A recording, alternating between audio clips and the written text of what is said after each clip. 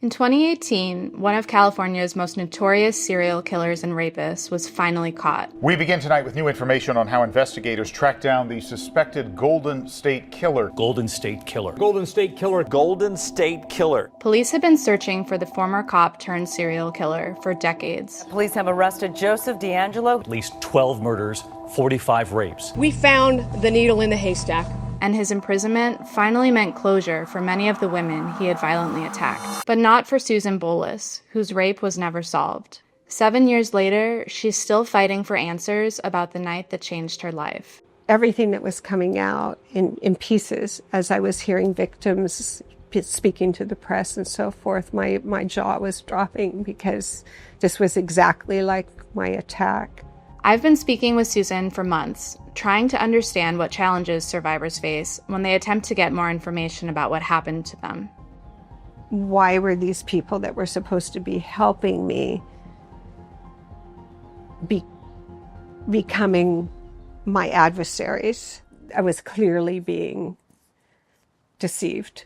40 years ago, when Susan was 22 and one of few women working at a local rail yard, a man broke into her house while she was sleeping. This attack went on for hours. I had done everything to stay alive. He was never identified. Then in 2019, a year after the Golden State Killer was arrested, she got a text from a friend. Susan couldn't help but wonder, was this the man who attacked her? So she contacted the Sacramento DA and Sheriff's Office to request her crime report and ask whether the Golden State Killer might have been her perpetrator. But something was up. Basically, it started out as delay in trying to get my crime report, saying they couldn't find it. That had been 2 months of saying that they had looked high and low and couldn't find it.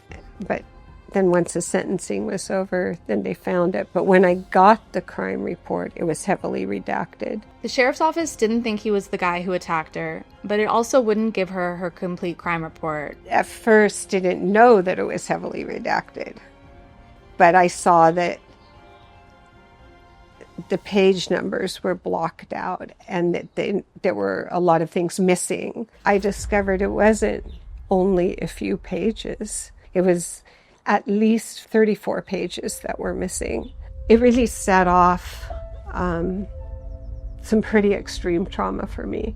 Over the next 4 years, Susan would spend countless hours and resources trying to get her full records from the department. Since 1965, California has provided financial assistance for victims of violent crime. That's why Cal VCPA provides compensation. I needed these records because in order to get the compensation, at this late date, it had to be under the Golden State Killer. I was told at the end of the appeals process at Cal VCB, the last appeal, the statement in the denial, the last denial, was basically I didn't have any have the evidence to connect DeAngelo. So that took us into a court process, and then that went on for years and was traumatizing. She never did get all the pages, but eventually she got most of them. And what she learned, it shocked her. After the attack, police had found footprints outside her house, the same size and same type of shoe that had been found at the scene of other Golden State Killer attacks. There was one other significant detail.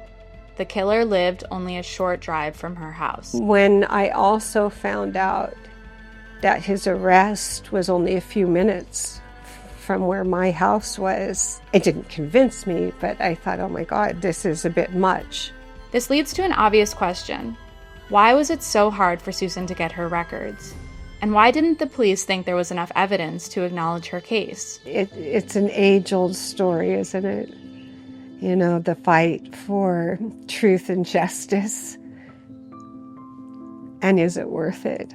That's a big question, you know, because it's a huge toll. This wasn't easy. Earlier this year, I met Susan in Sacramento for one last interview. We toured her old neighborhood, and she pointed out the oak tree in the backyard. There it is. There's the big oak tree. Always her favorite part of the property, and said she was so glad it had survived as long as she had.